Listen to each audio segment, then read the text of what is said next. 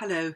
Um, I'd like to say, first of all, an enormous thank you to my subscribers, both past and present.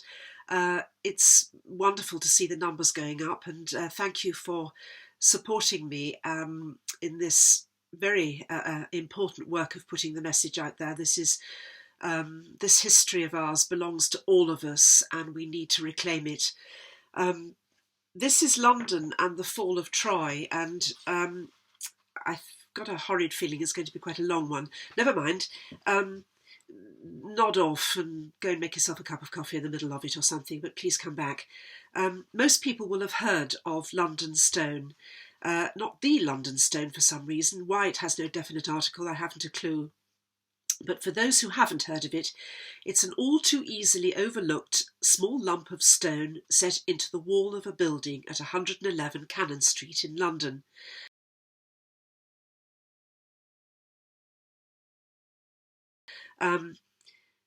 It has been variously and imaginatively written off as a Roman milestone, a Druidic altar, a boundary marker, and several other things.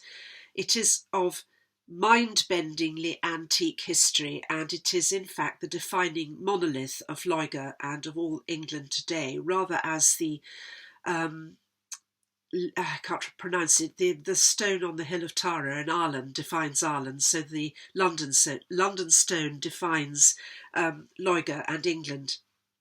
And any discussion of London stone has to begin with Jon Stowe. He was born in 1525, and he spent much of his adult life traipsing about London, recording names and histories of houses and their inhabitants, rivers, gates, streets, pubs, and palaces, together with the mileages and all the oddities of England's capital city. He spent his own money on this mammoth lifelong project and wore himself out in 1605.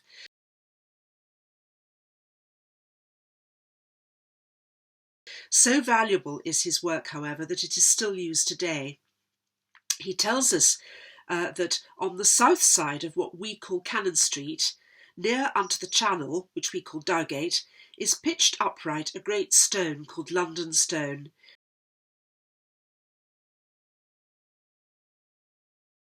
Fixed in the ground very deep, fastened with bars of iron, and otherwise so strongly set that if carts do run against it through negligence, the wheels be broken and the stone itself unshaken. Dow is the same as the English dew, and Welsh, I'm going to spell it, DWFR, which in Kent survives as the place called Dover, where Watling Street, or as I think, Waterling Street, begins, and it means simply Watergate. The water is the Walbrook, one of London's forgotten, silted up, overgrown rivers, now underground. But in Brutus's day, it was still navigable as far north as the Guildhall, where the giants Gog and Magog stand, and which Camden says was built on the site of Brutus's palace. Morgan has some information most relevant to London Stone. He says, in the court of the Temple of Diana, Brutus placed the sacred stone which had formed the pedestal of the Palladium of the mother city of Troy. I'll come back to the Palladium. It's not what we might think it is. It is now known as London Stone and is embedded on the south side of St Swithin's Church, Cannon Street.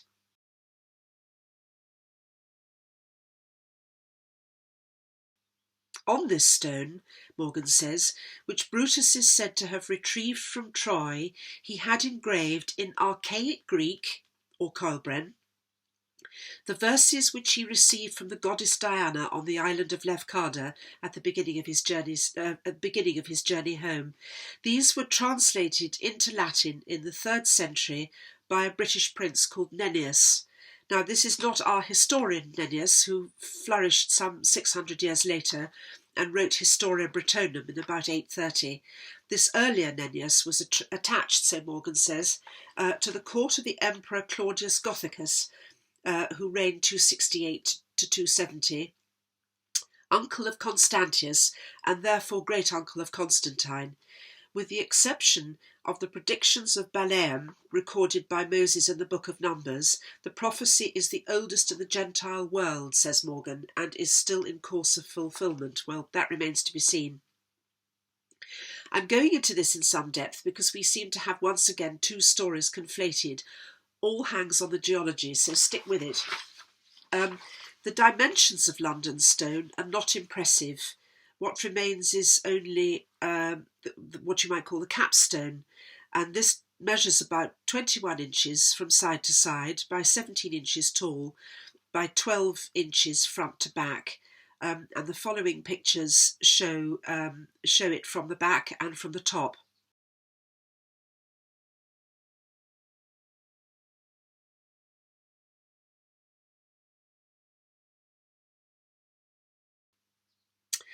Monoliths and standing stones, while obviously varying, do seem to be tall and slim, and one can imagine the missing 6 or so feet still below ground. I'm showing here the Nevern stone, which is in the churchyard at Nevern. This is an extraordinarily holy place and very important to the British people.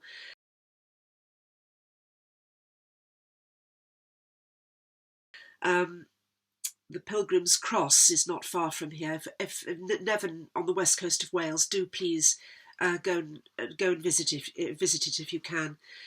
Be a pilgrim. Now, I've taken the prophecy not from Alexander Pope's prayer of Brutus, which Morgan cites, though curiously enough in a slightly different version from Pope's, or from Geoffrey of Monmouth, nor even from Morgan's book, The British Kumry, but from Friedrich Brie's translation of the Brut or Chronicles of England, published by Kegan Paul in 1906, and available, like so many things, in facsimile from Guyan Books. This is the earliest version I can lay my hands on at the moment, the following picture.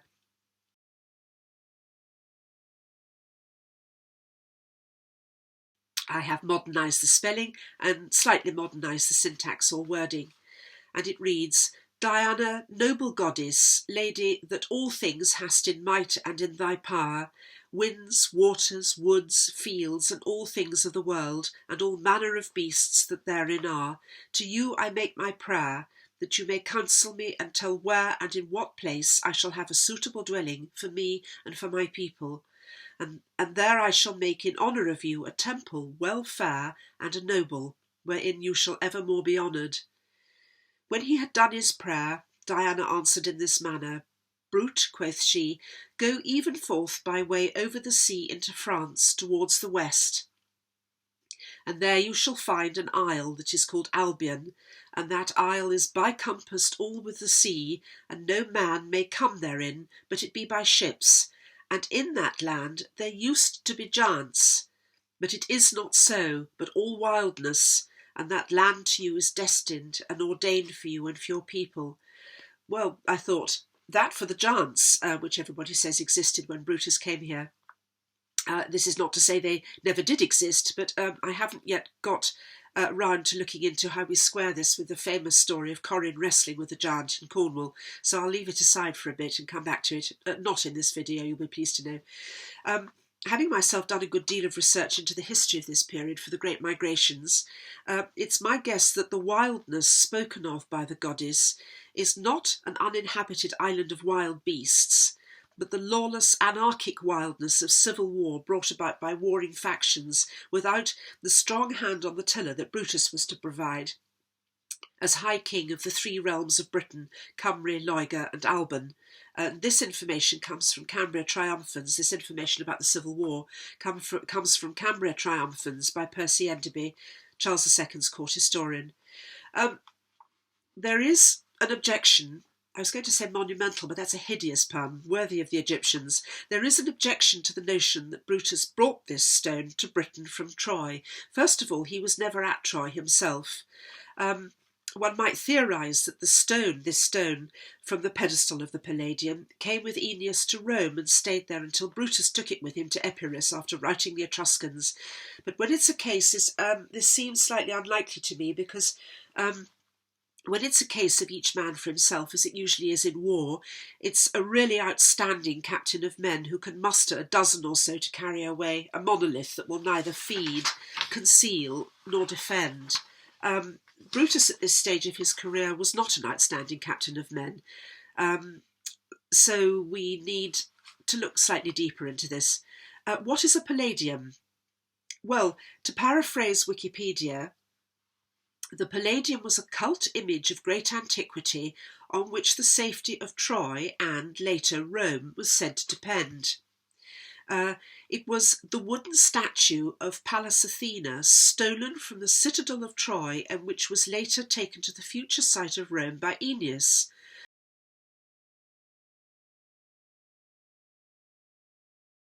The Roman story is related in Virgil's Aeneid and other works. Rome possessed an object regarded as the actual Palladium for several centuries. It was in the care of the Vestal Virgins for nearly all this time. Well, that might well be true that a Palladium was taken from Anatolian Troy to Rome, but we're not talking about the protective wooden figure of Pallas Athena herself, shown on this picture, being stolen by Aeneas. We're talking about a pedestal of heavy stone, a monolith. So, I said we'd come back to the geology, all hangs on the geology, and this is where the real objection to this stone coming from Anatolian Troy lies. London stone is oolitic limestone of the variety known as clipsham, and there is no known stretch of this type of limestone in the Anatolian Troad. Right, we think. We are now becoming used to these seeming obstacles, and we only have to dig just a little deeper to find a likely answer. To do that, we have to go and dig in Cambridgeshire, where I hypothesise an original Troy that came to an end in the First Trojan War in about 1100 BC. I did an interview with Ross on the subject of there having been 2 Trojan Wars, and I'll put the links below. I think I did 2, one interview and one snippet. I'll put the links below in case you want to have a look and familiarise yourself with what was to me a fairly startling notion. The likelihood is that Troy on Gog Magog Hills was either built or rebuilt by Albine in about 1570 BC out of this Clipsham limestone, or at least the sacred buildings of Troy were built of it. The Gog Magog hills themselves are chalk, so stone would have to be brought from somewhere, and this limestone seam is very close at hand.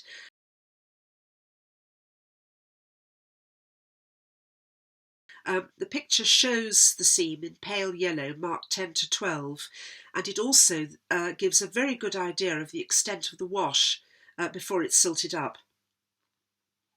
When the First Trojan War ended in the wholesale destruction of Troy at the hands of a continental alliance of kings in about 1100 BC, it is very probable that such an important part of the temple as the pedestal of the Palladium was, would have been taken to the new site further south and incorporated on the left bank of the Thames into New London or Troynovant, along the lines of the age-old custom of lighting the new Yule log from the embers of the old.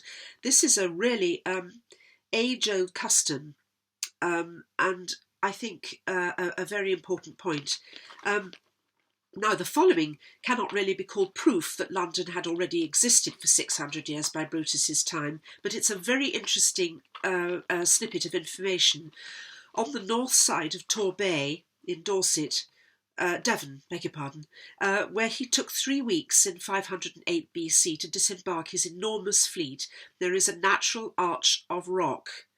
All that is known about its name is that it is very old indeed, and its name is London Bridge.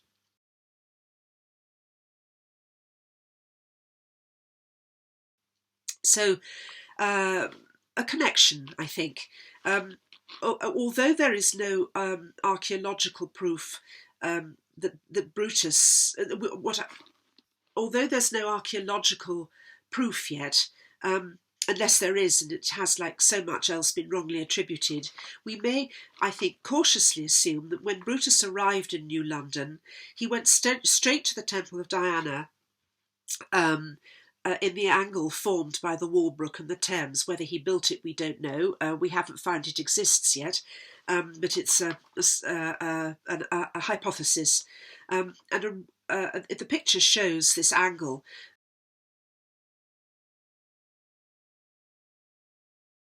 And a word about the Roman building in pink. It's from a very elderly map of Roman London, which is the best we can do until somebody starts a proper archaeological reassessment of London.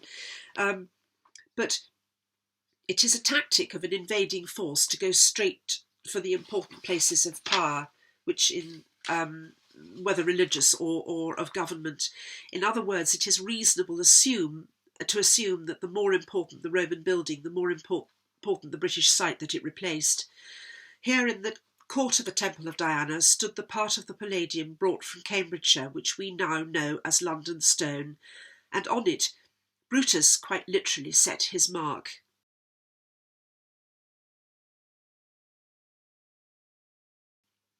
And it is quite likely that he rededicated the temple at the same time.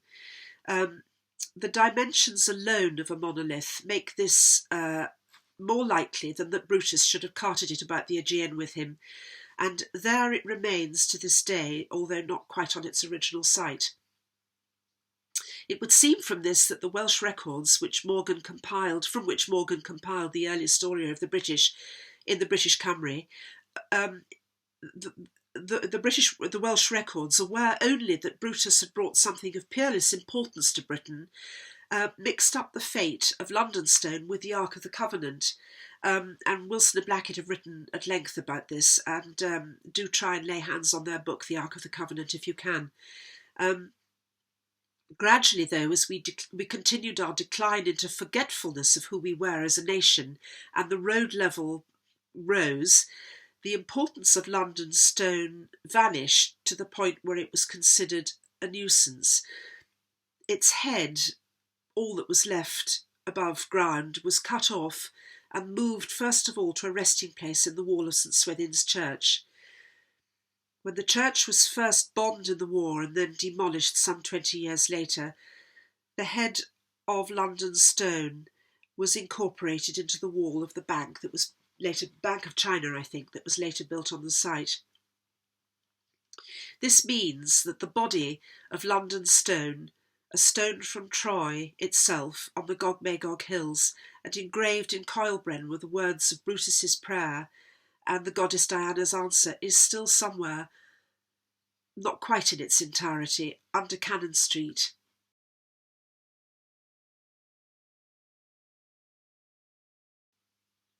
Well, that's it.